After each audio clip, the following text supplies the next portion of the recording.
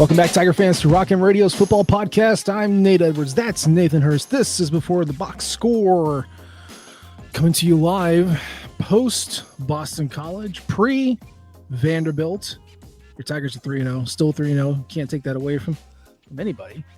And we're going to talk about a little bit of the recap of Boston College, some further things that we liked and disliked, and preparing for conference season on September. Nathan Hurst, how you doing? I'm doing good. It's Wednesday. We're halfway home, back to the weekend again. Just working for the weekend.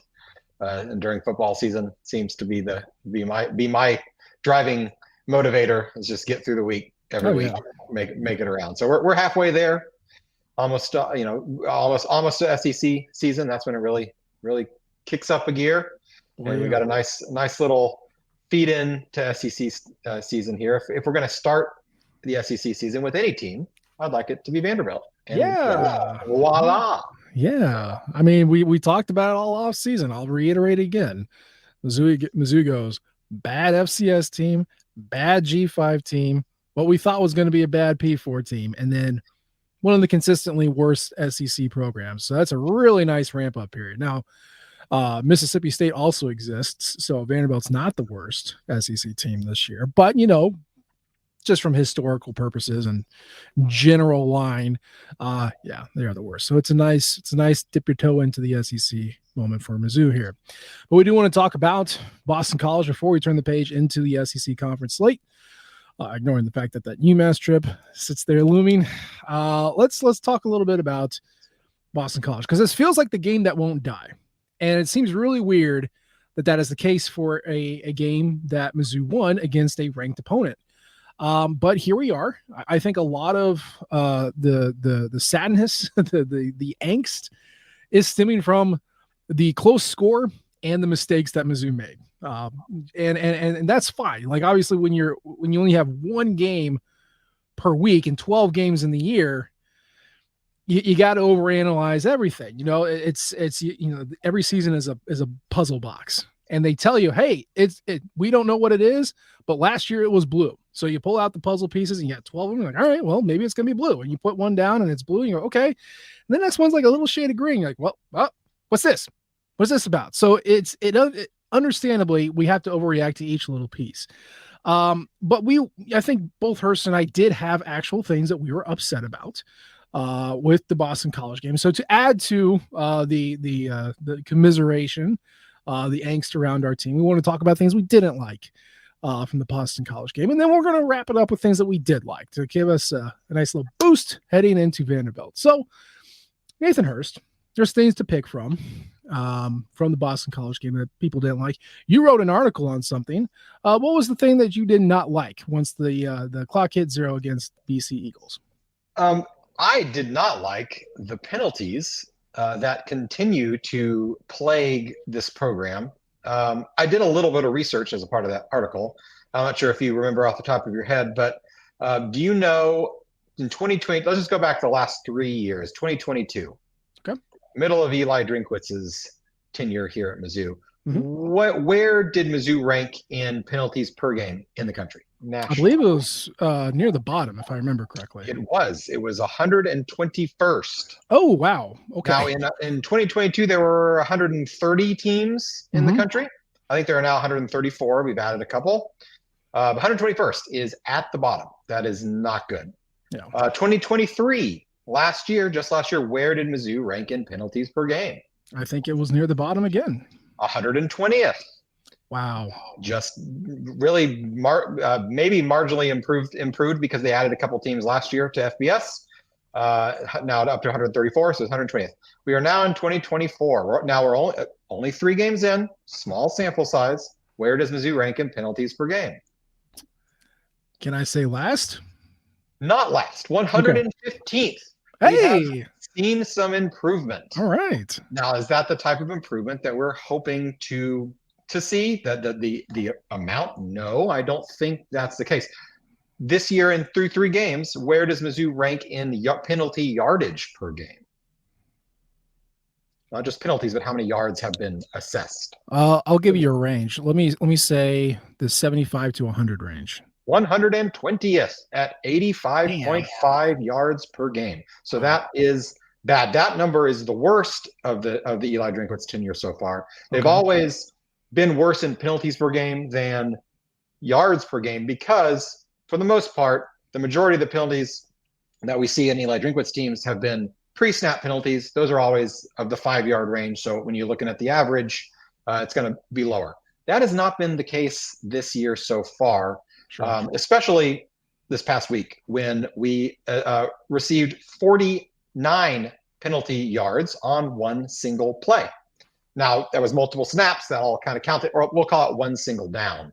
Multiple snaps that led up to it. But when you get 49 yards of penalties in one single down, you're not setting yourself up for success in these rankings. So I will say that weights it a little heavily in the current years, in the current year compared to others. But you can look at the the last 5 years. Now, it actually has gotten worse every year. 2020, 58th in the country.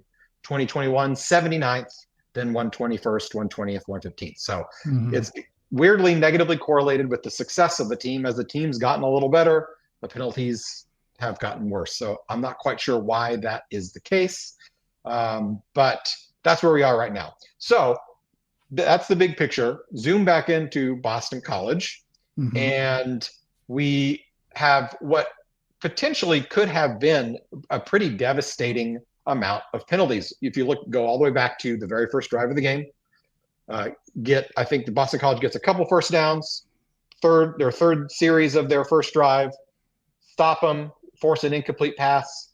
Oh, wait. Chris McClellan called for illegal hands to the face. Blatant. First penalty on the defense all season. Yeah. That extends the drive. They end up scoring a touchdown. The next drive that they get a couple first downs, incomplete pass to get off the field on third down. Oops, pass interference. Yeah. That extends the drive. Now, that specific drive, they ended up forcing a punt later on anyway, thankfully. So those are two right there. Then flip on the other side, first drive of the game, Mizzou is moving down the field quite nicely, get into close to the red zone. There's a penalty. Push us back, put behind the chains. Forced to don't get a first down because I think they started at 1st and 15 at that point. Had to kick a field goal. Then, of course, we've got the debacle that we already talked about with the 2nd and 59. Mizzou was very much driving the ball on that drive as well. They were across the 50. I think they were at least to the 40. We're at the 38 when that. And were really, that was they were showing no signs of slowing down. No. Before you know it, they're back on their own 15, and it completely destroys the drive. But I would put money on them scoring at least 3 points on that drive if they had not had that debacle. Yes. So thankfully, and we'll get to this as far as things we liked, Mizzou was by far the better team on the field on both sides of the ball, and they were able to overcome those penalties. It was an annoyance against Boston College. It will not be an annoyance against Texas A&M. It will be disastrous against Alabama. So this is something that has to get cleaned up. The positive thing is, if we're going to take some silver lining, these are correctable errors that they are making. Yeah. Pre-snap penalties. They actually had very few of those this game relative to Eli Drinkwitz's history. Okay, we had didn't even have any snap infractions. We did have a bad snap, which killed a drive. But it wasn't actually a penalty. Those are the ones that you kind of put more on the coaches to get the team ready to go. Sure. Post-snap or post-play penalties. We had 3 personal fouls, 2 on Luther Burden, 1 on Joseph Charleston. Those are real easy to clean up. Real easy to clean up. Yeah. And I would be very, very surprised if we saw any of those this next game. You never know when you're talking about 20-year-old young men. But those are the easiest of all these cleanup. That's 45 yards of penalties right there. You could just hopefully. Yeah. So I loved what you're doing here, because you're right. It is a consistent theme with Eli Drinkwitz. I'm just asking because I don't know. Did you see like the number of penalties that they've been getting over the years? Like, was there any data on that? So penalties per game, 5.8 penalties per game in 2020. Okay. That was 58. 2021, 6.5 penalties per game. That Okay. was 79th. 2022, 7.7 penalties per game for 121st in the country. Slight improvement in 2023 at 7.2 penalties per game. That was 120th. Mm-hmm. So the penalties per game increased. Their placement in the country in the national rankings did not. This year, 9 penalties per game through 3 games. That's Now, because it's 8, 11, and 9. only 3 games. This past game really threw that off. But also, Buffalo had a ton of penalties, several illegal formations, which were really annoying. Those got cleaned up, thankfully for Boston College. Several very iffy holding calls in that game. Those got, for the most part, cleaned up for this game as well. But 9 penalties a game is not what you want. No. Now, does it go further? Like, does it say there's X amount of false starts or X amount of like holding or anything like that? I wasn't able to dig in that deep from the stats I was looking at. It didn't break it down by penalty. No. That's fine. That's fine. I mean, anecdotally, we can all know that the big bugaboo with Mizzou penalties, at least for the past 2 years, were holding and false starts. Right. That's a lot of them. Penalties of aggression, such as encroachment, pass interference, that sort of thing. Those happen too. I think I've mentioned this before this year, but I guess I'm curious if you remember. Do you know how many holding penalties have been called in Missouri so far this year? 3 games. I haven't counted. If I had to guess, I'm going to go ahead and say 6. If I had to guess, 5 or 6, including 4 on that Buffalo game alone. Yeah, it's 8 so far this year. Oh wow, there's even more than I thought. Yeah, now some of those have been declined, or at least one has. Sure. The Armand Mimbu one at Buffalo was declined.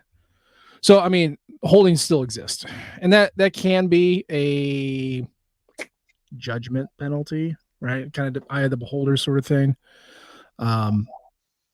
So I mean, that's not great, but that has always been the issue, and through 8 games, it's like, okay, well, we're still seeing holding. The false starts and the encroachment, like really just any defensive penalty has been almost none. To your point, first 2 this past game. They made it 3 games without a defensive penalty. Now, they were terrible timing.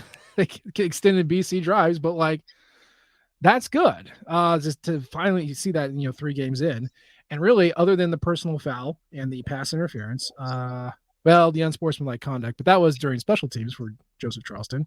Zion Young had an offside, so like that was declined.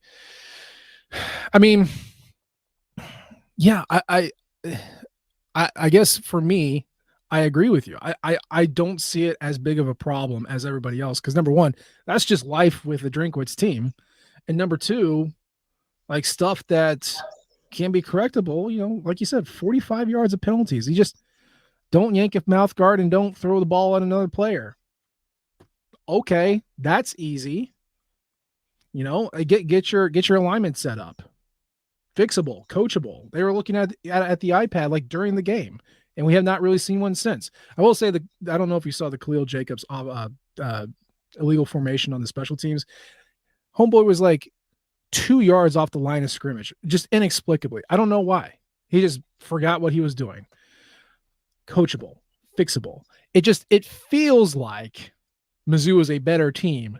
It's just the types of penalties that they're getting are boneheaded penalties instead of like the usual aggression penalties or, brain fart penalties. But right. 8 holds is still not great. No, it's not. You can forgive a pass interference penalty if a guy's going to knock a ball away. You can forgive a face pass penalty if you're just reaching out trying to get the stop, and sometimes it's just bad luck. You just you grab what you can grab and it happens. Yeah.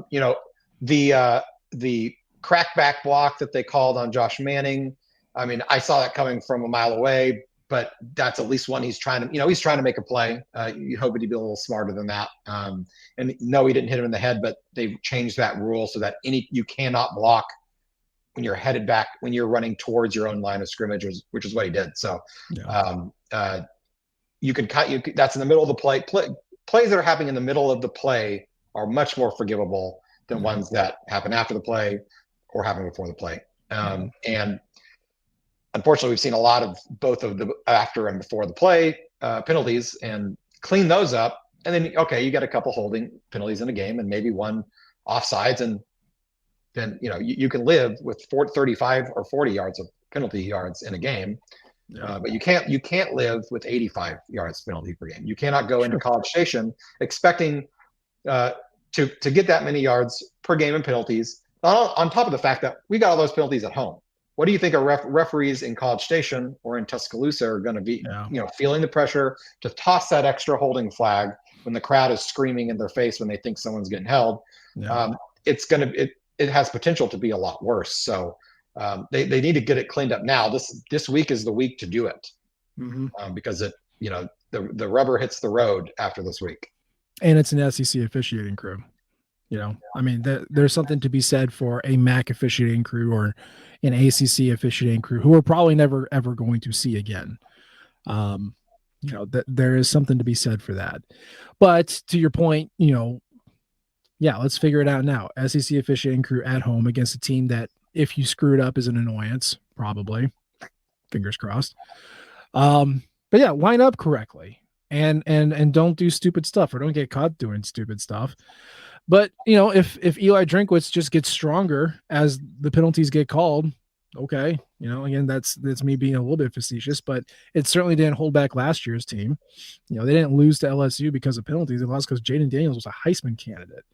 They didn't lose to Georgia because of penalties. They lost because Brady Cook threw a bad interception at a bad time. Like, perseverance, right? That's what we always talk about college sports. And boy, they're really good at persevering because they put themselves in a hole a lot. So maybe it's not all bad, or at least they're comfortable operating that way. But I'm with you. I would like to see it clean up. I'm not as concerned as everybody about that, but I do agree. Like, if we keep seeing unsportsmanlike or personal fouls like that, that would be concerning. So, let's talk about what I didn't like. I didn't like the rushing game. I didn't like it.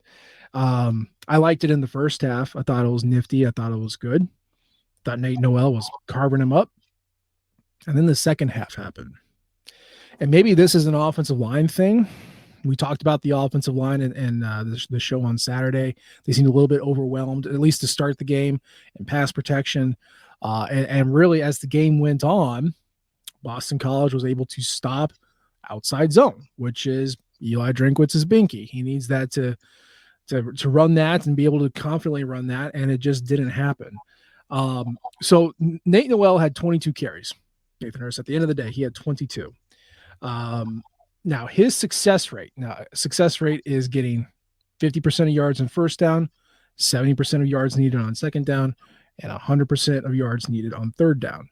For the past couple games, Mr. Noel was at, 60% against Murray State and 91% against Buffalo.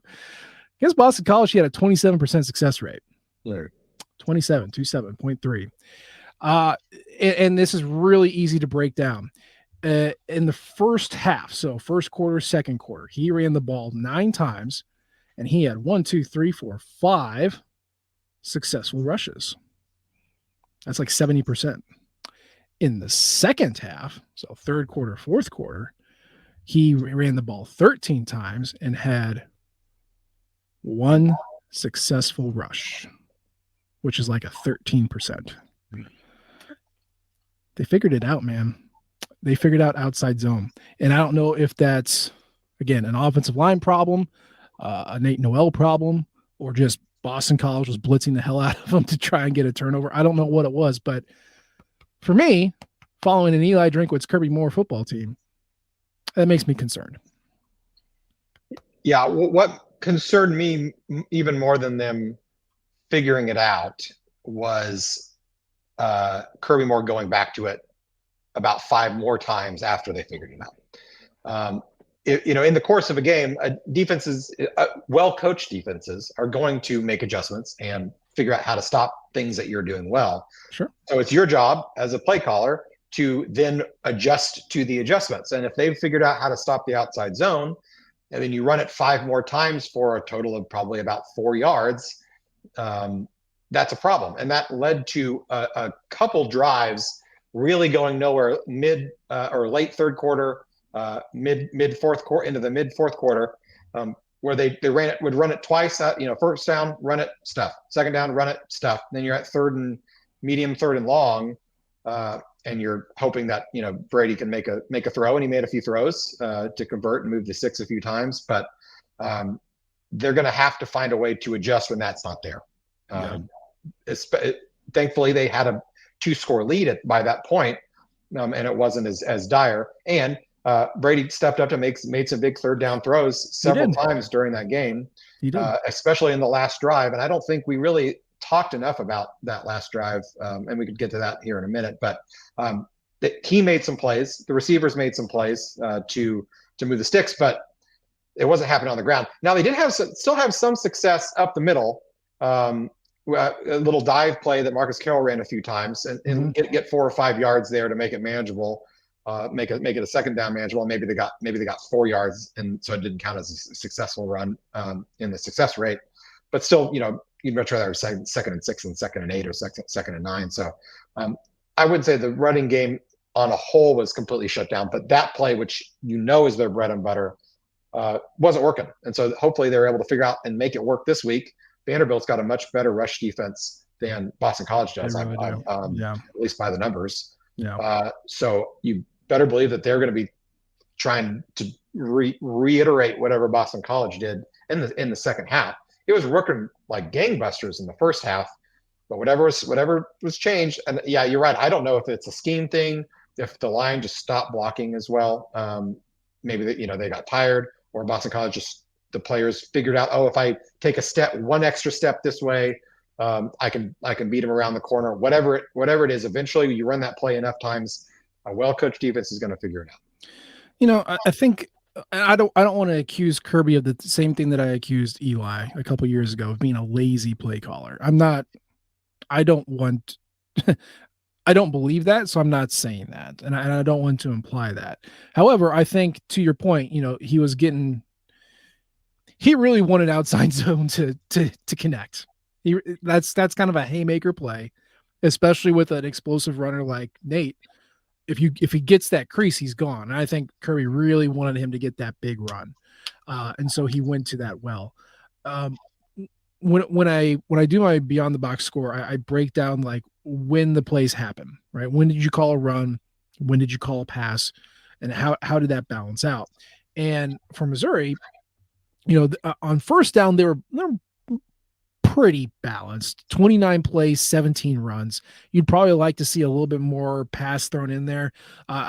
Just as an aside, to best protect your quarterback, you want to keep the defense on edge. And so really the best thing you could do in first down is to throw the ball, right? You can do anything. Let's throw and just see what happens. If you keep calling run and standard downs in first down situations, they start picking up on that sort of thing. So 17 runs to 12 passes on first down. And, you got 195 yards on first down, 65 on the ground, 130 through the air. Second down, 22 plays, 17 runs again. Like, now they were in second and short a lot. So I'm not saying this was a bad choice, because, on first down, their average first down game for the entire game, they were averaging 6.7 yards on first down. So like, you are probably in second and short anyway. You're probably going to run the ball. I get that. But those runs were not connecting on second down. 79 yards on 17 runs. It was not an effective use of your time.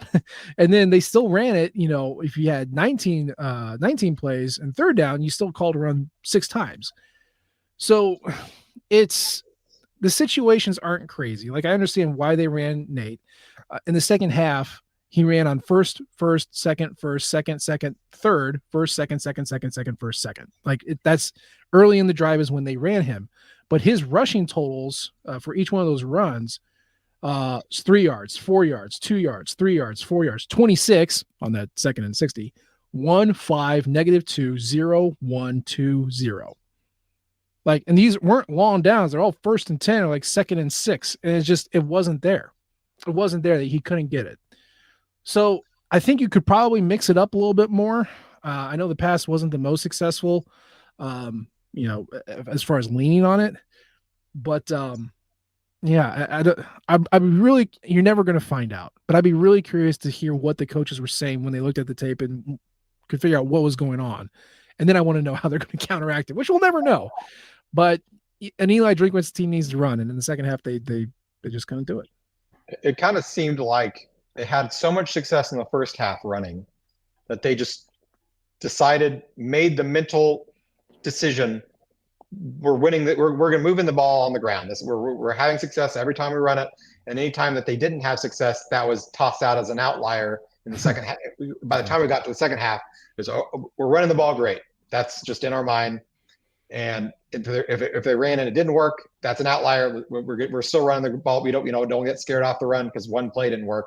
So we'll do it again. And it didn't, and so that's kind of the feeling, the vibe it was giving off.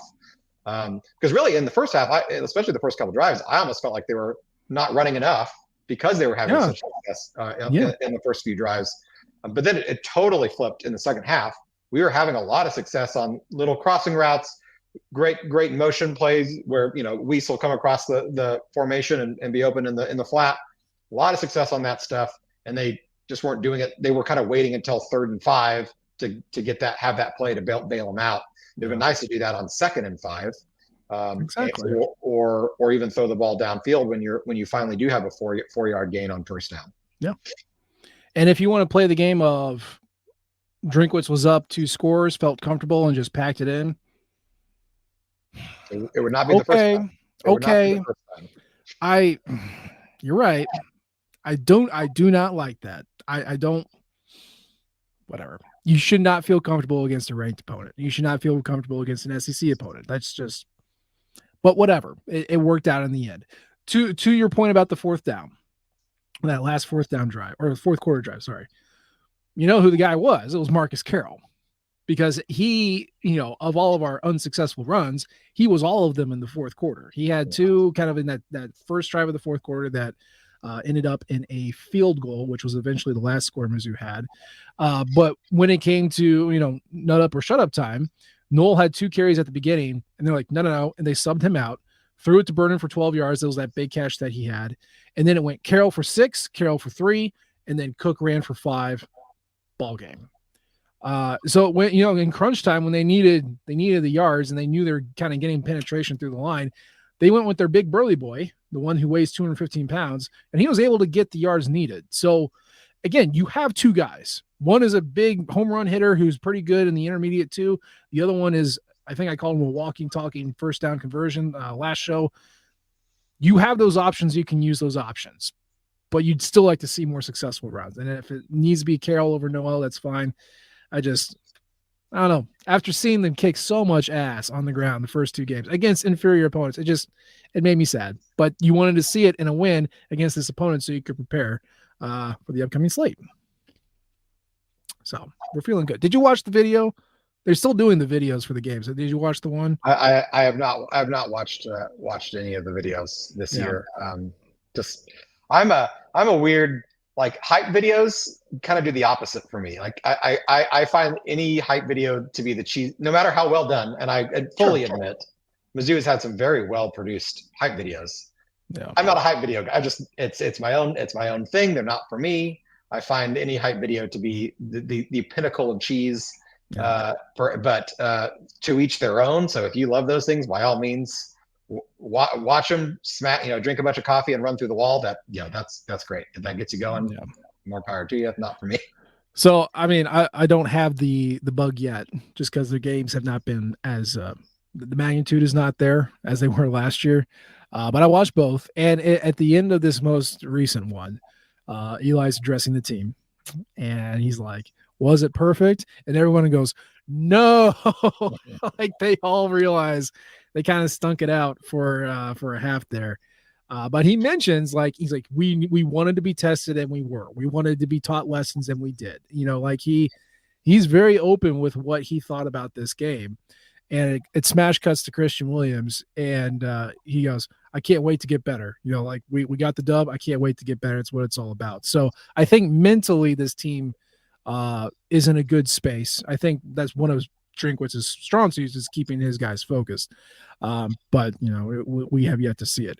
So we put to bed the things that we didn't like, and we want to see those things improve as the season goes on, or at least work around the weakness if it is truly a weakness. What did you like? Obviously, we won the game. We all loved that part. But what aspect of the win did you like while watching the game against BC?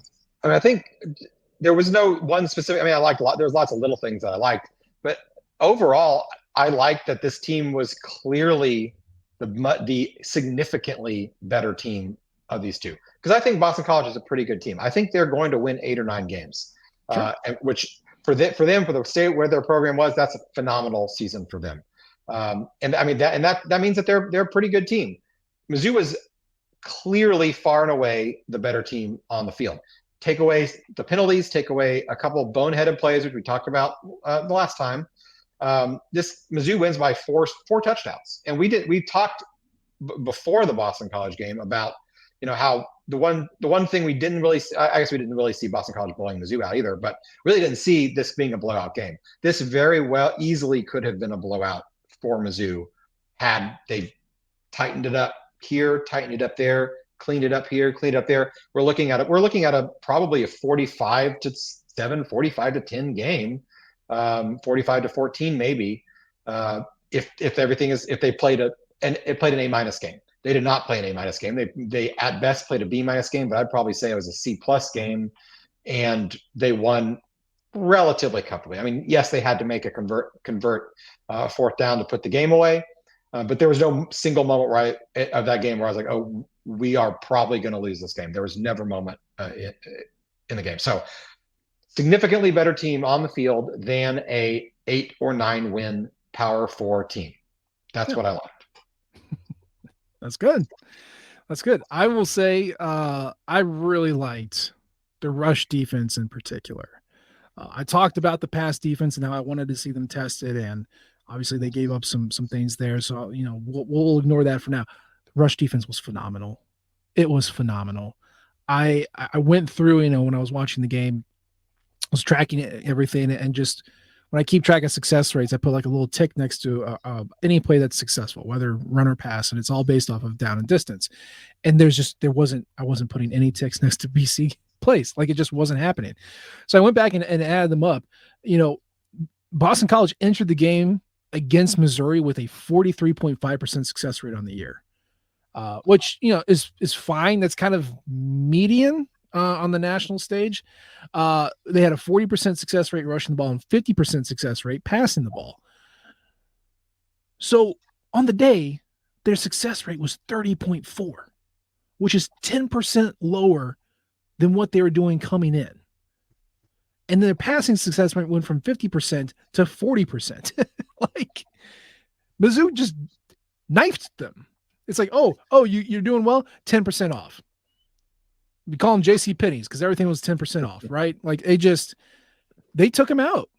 And this Boston College team loves to run. It's what they do. They pass when it's convenient, which is why their success rates are so good. But Boston College, my God, they ran, let's see here, on first down, they ran 11 times and threw it 11 times. Second down, ran it 8 times, threw it 9 times. Third down, ran it 3 times, passed it 9 times, and 2 of those runs were scrambles from a pass. Like, we took away the thing they love to do. I think I heard it somewhere. I forget where. Maybe it was you. I don't know. Somebody said that it was clear that Corey Batum wanted Boston College to beat them left-handed, and he made him do it. He made him right left-handed, and they looked very stupid doing it. Now, they had some shots, but they could not do what they wanted to do, to the point where when they absolutely had to get yards, they said, screw it, we're not running, we're throwing. And that's not what Boston College wants to do. If you can make your opponent do the thing they don't want to do, you are a good defense. So defensive line, linebackers, bravo, excellent work against a squirrely little quarterback and a great rushing attack. Kai Robichaud had nothing. Turbo Richard had 1 carry. They had nothing to offer on the ground, and it was beautiful. It was really great to see a very clear game plan that Corey Batum came out with how are we going to slow this team down? We're gonna box keep Castellanos in the pocket. We're not going to overrush him and open up these wide lanes to let him run. We're going to stuff the run up the middle. Come out with this great game plan and then executed flawlessly, minus a couple blowups, which I wouldn't even call I mean, I guess you could call them execution errors, especially in the last touchdown. That was a blown coverage. The first Yeah. one was just a fluke. But as close to flawlessly as you can get, the players absorbed that game plan and executed it on the field from the beginning till the end, and minus a couple penalties that extended drives, a weird fumble Ruski that led to a brain fart and a touchdown. Yeah.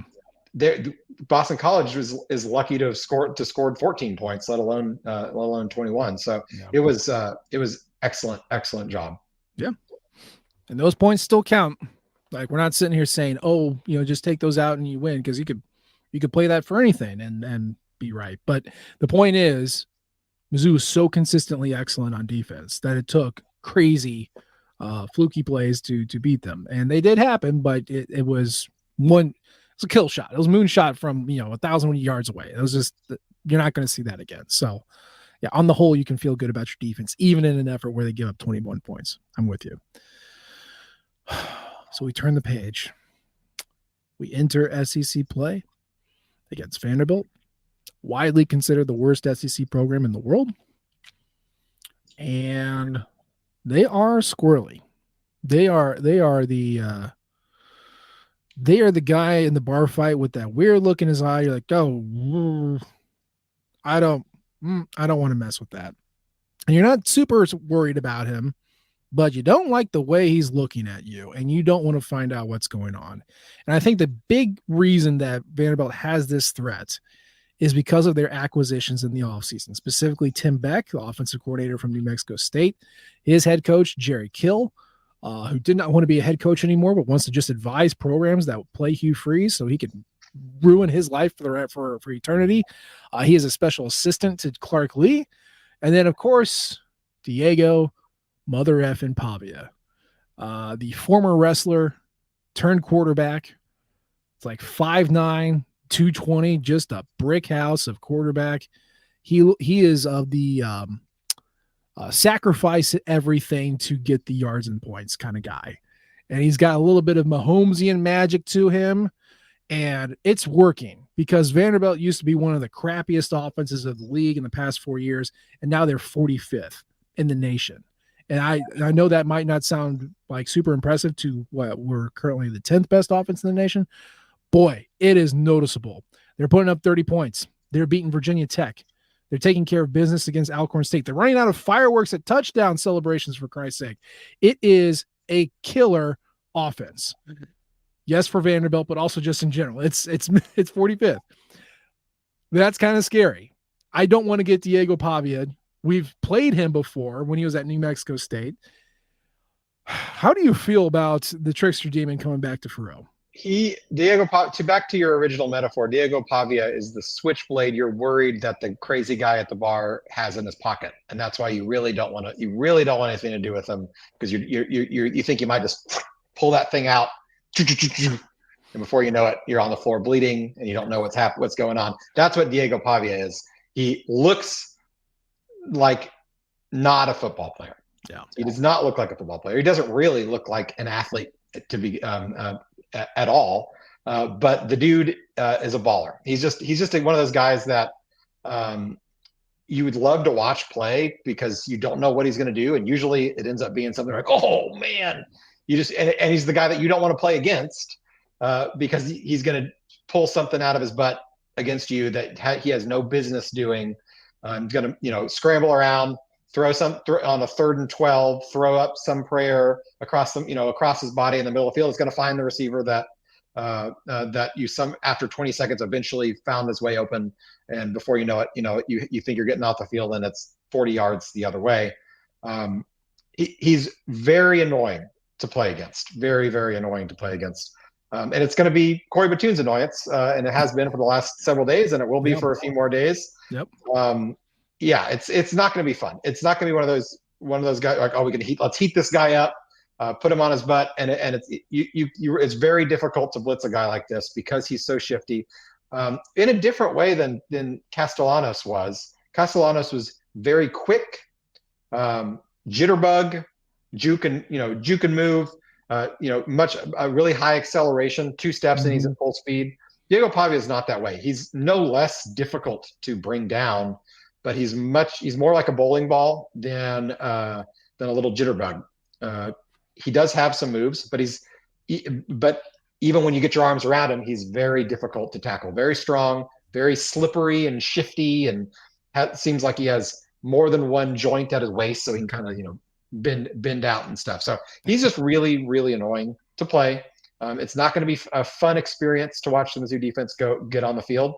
Um, I'm not worried because of the overall talent disparity between the two Sure, teams, sure. but I do know that he is going to make some Mizzou fans irrationally angry, and they may think that they're being rationally angry at Mizzou at the defense for one thing or another, and it's really irrational because that's just who Diego Pavia is. He exists to be a migraine for defensive coordinators. Yeah. Yeah. And Vanderbilt's offense is very much a death by a thousand cuts sort of offense. Usually you associate that with like a triple option team like Army or Navy. They're not running the triple. It's just they get the exact yardage needed. I don't know how else to put it. Like if it's, to the point about Pavia, you look at his stats and you go, wait, I'm worried about this guy. 543 yards passing so far this year. For rushing, what is he at currently? With sacks, he's at 195 yards. And you're like, what's the deal? No, you don't understand. He scrambles on 3rd and 2 and gets 2, right? Like he moves around the pocket on 4th and 3, throws it, gets 3. And you're like, we were right there. We just a second faster, a hair, it's the annoyance, right? It's the annoyance factor. They get exactly what they need. They take a long time to get down the field, but then they finish with points. And at that point, it's been 12, 13 plays. And good Lord, what am I supposed to do against this guy? So they're not explosive at all. It's all just exactly what you need. Efficiency-based offenses. And efficiency-based offenses are very consistent and they're very annoying to go up against. Ask anybody who's played Missouri that we're also an efficiency-based offense. It's tough. It's tough. One of the weirder things, and this just continues the cult of Diego Pavia, his completion percentage the past 3 years. So at New Mexico State in 22, it was 53%. Last year it was 60%. This year it's 64%. However, his accuracy while being pressured goes up to 72%. That is annoying. Why are you so good throwing on the run? You shouldn't be able to do that. He's less good when he's got 2 feet on the ground and can survey the field. So I think we can both agree on this. The defensive plan for Diego Pavia is almost exactly what they did against Castellanos, which is don't rush up, right? Don't overshoot him. Stay even with where he's at and keep him in the pocket so that he has to read the field and make the right read and try to throw the ball and then hope that any of your secondary can pick it off or at least disrupt it. You cannot let him run. You cannot do it. I agree. The game plan for Pavia is, I think, going to be very similar, if not exact. I don't think it'll be the exact same because that's on tape now, and I think Vanderbilt is going to prepare thinking that that's how we might approach them as well. So I would expect to see maybe a few more blitzes or maybe I'm not sure exactly what they're going to do. It'll be very similar though. He's listed at 6 foot. There is no way he is 6 feet tall. If he's 6 feet tall, I'm 6 feet tall, and I am not 6 feet tall. So same with Castellanos, who's 5'9". At least he's listed more accurately than Pavia is. Yeah. You keep them those type of guys in the pocket. They're trying to look over guys who are 6'4", blocking for them, and then 6'4" coming at them with their arms raised. It is very difficult for those guys to find the receivers that they're looking for. He wants to get out of the pocket. I think he likes it when he gets a little bit of pressure up the middle and he can kind of roll out to the side, either run it because he can run well, or find a tight end for sit down for 4 yards and get a first down. So if they can take a lot of the same principles that they executed flawlessly last week and make those and do those this time, probably have a fairly soft zone behind it with the defensive backs with their eyes on him, so they're not when you play man, the defensive backs backs are going to be turned to the quarterback a lot more, Yeah. and that's going to make you much more susceptible to long quarterback runs because they just can't see what's going on behind him to turn around to make a tackle. So have a zone, eyes. Now we don't want eyes in the backfield. That was Marvin Burke's problem a couple times last week. But have eyes forward so that when the play is in front of them, and when he does get out of the pocket, which will happen, no matter how well they play it, he's going to get out there. That they're able to rally and make tackles. He's not a guy that's going to break off a 60-yard touchdown run necessarily. Castellanos could do that. He had that type of speed, but he can easily roll out and run for 12 yards and pick up a first down on 3rd and 11, and he does that all the time. So it's going to be really annoying. Prepare yourself, Mizzou fans. He's really annoyingly good. He looks like he should not be good. He is good. He's annoying. Vanderbilt doesn't have much of a in the way of skill talent though. So it's kind of Diego versus the world. Yeah. They've got their running backs. All right. They have a tight end who's pretty good. They have maybe one or two receivers that are okay, but there's no one guy that they're like, oh, we're going to focus in on this receiver. We need to double cover that guy because he's got amazing top end speed or what have you. It's kind of Diego, get out there, make something happen for us. Yeah.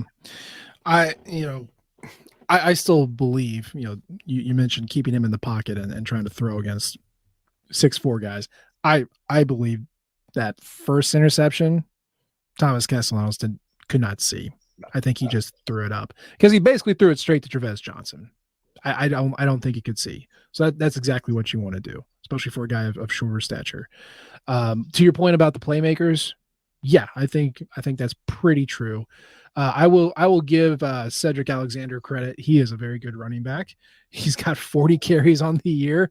Now they've only got 165 yards. Again, it's not an impressive offense. It just gets exactly what they need and nothing more than that. AJ Newberry is kind of their backup running back, but he's only run it like 10 times. And Alexander's pretty good at the passing too. He's already got 5 catches so far this year. But if you're looking at receivers, you got Junior Sherrill, Tristan Brown, Eli Stowers is their tight end, former 4-star quarterback, current tight end. But like Quincy Skinner is their big target. He's 8 catches, 123 yards so far, a touchdown. Junior Sherrill's got 6 for 87 and a touchdown. And then who's the other one? Cole Spence. Bigger targets, right? Possession guys. It's like, how Mizzou is used to be in a receiver room of slot receivers. Vanderbilt's a receiver room of possession guys. So not a whole lot of burners. Again, they are not explosive. If they start cranking out 20-yard gains, we have messed up. Something has gone wrong because that's not what they want to do and that's not what they're good at. So it's going to be, the word of the night is annoying, right? Brought to you tonight by Diego Pavia. It is annoyance. And Vanderbilt has always been annoying, and they brought in a bunch of annoying guys on offense. So yeah, be prepared for that. On defense, I don't wish to alarm you, but Vanderbilt's defense is actually pretty good. To the point where they are 15th, I want to say, in rush defense. Yeah, currently 15th. And the Vanderbilt offense only has 3 guys returning who started last year. The Vanderbilt defense only has 3 guys returning who started last year. But the imports have made a pretty decent dent in the rush defense, which again, Clark Lee is their head coach and defensive coordinator. Weird. Don't like that, but he's a really good DC. So we'll see what that's about. But rush defense is very good. The reason they're ranked 96th is that pass defense stinks. And they give up big plays all over the place. So this is a situation where Mizzou is not an explosive offense, and efficiency-based, and Vanderbilt is an efficiency defensive kind of team that gives up explosive plays. So it's a classic movable object, resistible force. I don't know which one's going to give up, but how do you think about breaking off some big plays? Can we do it? If Mizzou can't hit a couple big passing plays in this game, it's not going to happen this year. This is the time to do it. This is the time to hit some of those deep shots, to take a lot more deep shots because they're going to be there. They gave up 36 points to Georgia State last week. and Georgia State is not a good team, and they gave up 24 points in the second half to Georgia State. I'm trying to pull up the exactly how many passing yards they did give up, but it was not.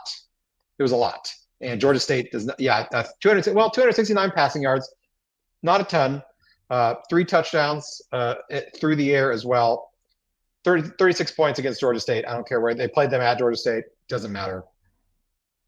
It was just 20-yard pass, 20-yard pass, 20-yard pass in the second half. I think Georgia State finally figured out that they should stop running and start throwing the ball, and it worked. It also happened to Virginia Tech in the first game of the season. Their big upset win on Virginia Tech shut them down in the first half. I think they had like a 17-point lead early on in that game. Fairly big lead, and then Virginia Tech figured out they could throw, and they had a big comeback. I think they scored three touchdowns in the second half to actually take a touchdown lead before their own defense kind of melted down at the end, and they lost. To Vanderbilt's credit, they got the job done. But this is a game that Luther Burden should have over 100 yards. Theo Weiss should probably have over 100 yards. Theo Weiss could probably throw in another 60 or 70 and call it a day. I mean, Brady should be passing over 300 yards in this game. Okay. I'm not going to put a specific number and say they have to get to this number, but this is a game where it should be done, and run the ball to the point where just enough that they can get away with running some play action, enough that they have to at least think that they're going to possibly run, but no more than that, because that would be running right into what Vanderbilt wants you to do. They want you to run the ball. They want you to slow it down because they have a slow pace on the other side. They want to limit possessions. And that's their game script to win. Very similar to Boston College. Mm-hmm. Slow the game down, limit possessions. We're the lesser talented team as Vanderbilt. So the fewer possessions, the less likely it is that the more talented team can make a big play. So speed it up. I mean, I'm not necessarily saying do a high tempo offense, but throw the ball, try to keep the clock from moving too much so that you increase the number of possessions if you're Mizzou, because the more possessions you have, the more likely it is that something good is going to happen. Yeah. Playing slow ball is the underdog tactic. It used to be kind of when you and I were growing up, the underdog tactic was to go as fast as possible and wear out those battleship class defensive linemen, make them run all over the place. That's not the case anymore. So yeah, you want to go slow. The other fun thing that we can do here is we can look at the injury report, because now that's mandated when you play SEC games. Fun. So I researched these teams. I'm not going to pretend that I'm an expert on them. So if some of these were already established, that's on me. Like, for example, Missouri's injury list includes Darius Smith and Sam Horn, who were lost before we even really entered fall camp. Well, for Sam, and then Darius during camp. So, like, I get that. These might be losses that they weren't even participating. Joseph Charleston is questionable, by the way. But for Vanderbilt, let's go through their injury list here. Zaylen Wood, who I know started a game at defensive tackle, out. Mark Davis, cornerback, out. Boubacar Diakate, edge, out. Grayson Morgan, interior offensive lineman, out. CJ Taylor, safety, this is key. He's out for the first half. One of those targeting things, right? And then you go, Eli Stower is questionable. He's a tight end. Cole Spence, tight end, questionable. Maurice Hampton, star. That's actually an outside linebacker for them. Maurice Hampton, star, questionable. Bryson Coleman, tight end, questionable. Corday Snyder, defensive lineman, questionable. Okay. So you go through all those. It's almost all defenders. You got some tight ends in there. I guess tight ends had some bad curry or something, but it's almost everybody on the defense. So if this is a time to find your groove back, right, get some explosive plays, this is it. Because, boy, 2 defensive linemen and an outside linebacker are out. And their best defender, as you mentioned, the safety is probably Drinkwitz thinks he's one of the best defenders in all of the SEC. Yeah. And he's out for the first half. So take advantage of that. First possession of the game, I want to test the backup safety as much as I possibly can. If you look at the Georgia State game, that's what happened in the second half. Is he went out, Georgia State starts throwing the ball. They put up 24 points in the second half, including, I think they had just over a minute left and went the full length of the field for the game-winning touchdown. Yeah. So, yeah, I mean, You're at home. It's Vanderbilt. I think, what's the spread? Was it 17? It was 20 and a half 20 and a half? yesterday when I looked at it. On Tuesday, it was 20 and a half. I would be surprised if it moved much beyond that. I feel like you can make a fortune betting the under on Missouri games, but whatever. I just never feel like Eli Drinkwitz is going to cover. That's all. So we talked about what this game can do, and obviously they're missing some key players, but every game's got a guy who steps up. That's why we do the MV3 every single year, or every single week, I should say. So I guess in your mind, let's pick an offensive player. Let's pick a defensive player. If Mizzou wins, offensively, this guy stepped up. Defensively, this guy stepped up. What do you think? Offensively, I'm going to say I picked Brady Cook last week. I'm going to pick him again this week for a different reason.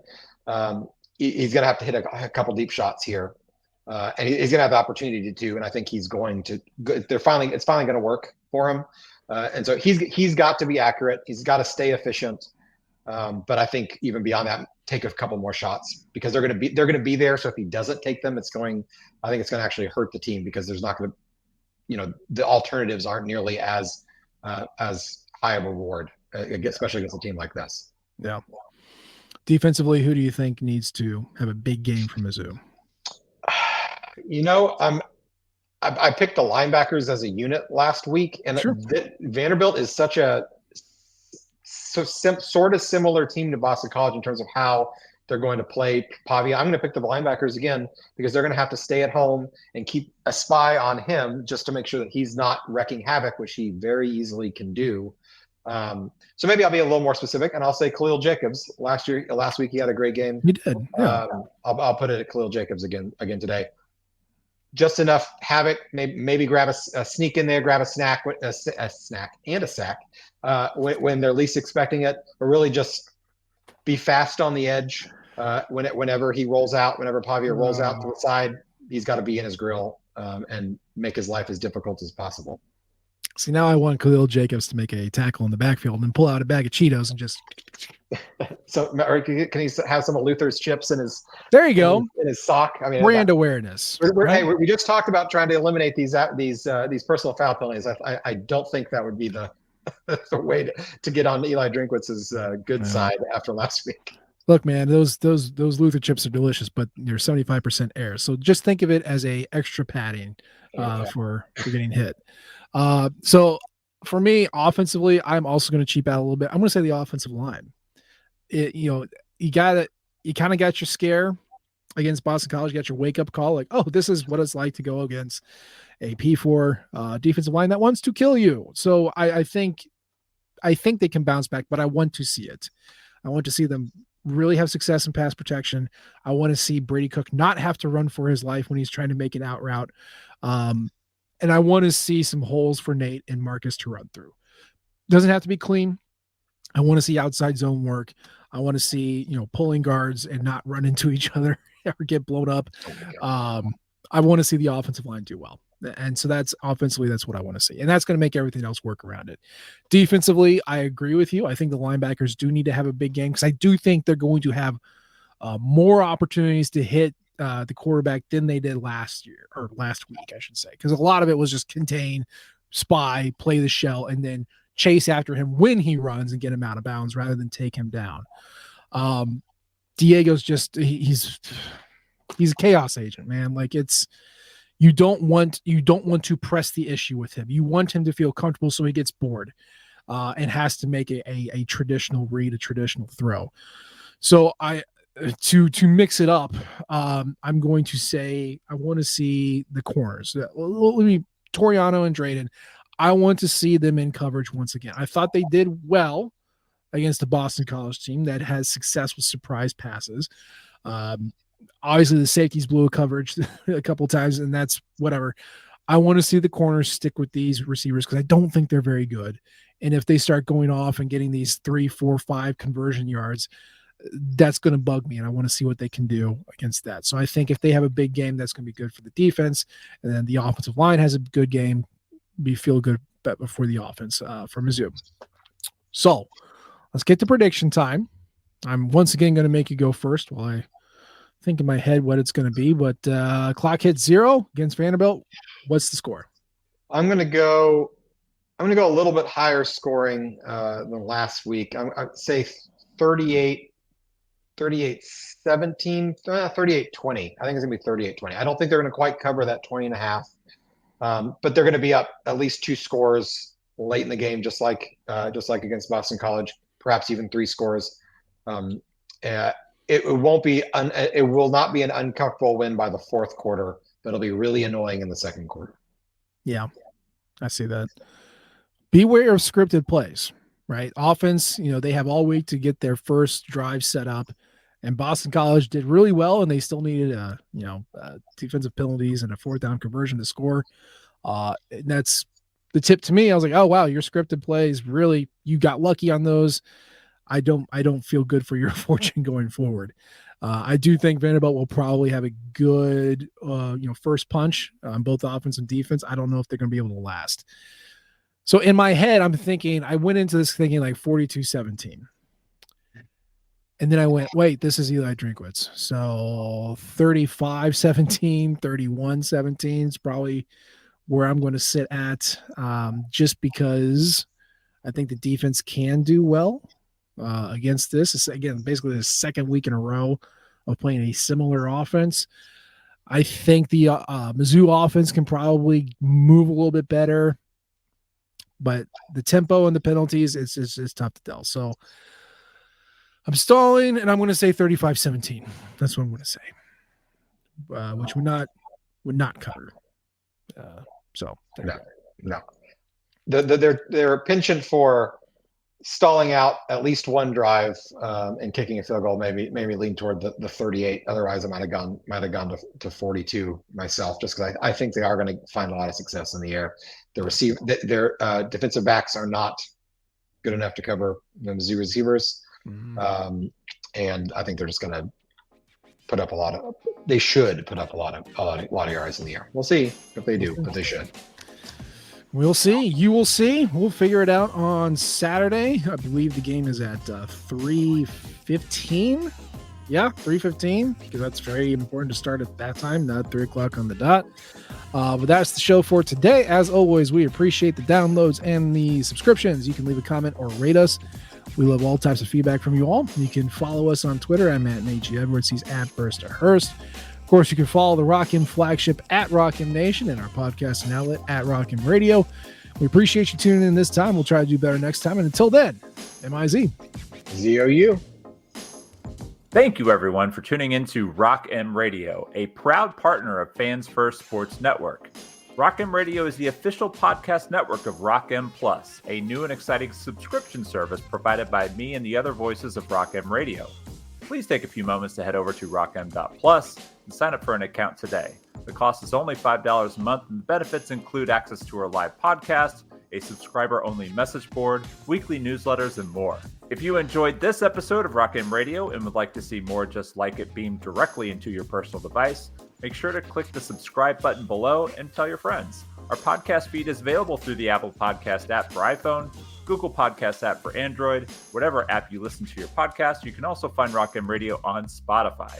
If you're looking for a podcast about your favorite team that is not the Missouri Tigers, Fan First Sports Network is your answer. A full podcast network loaded with the team-specific podcasts covering Major League Baseball, the NFL, NHL, NBA, MLS, and more. And we'll be back with more episodes of Rock M Radio coming to you soon.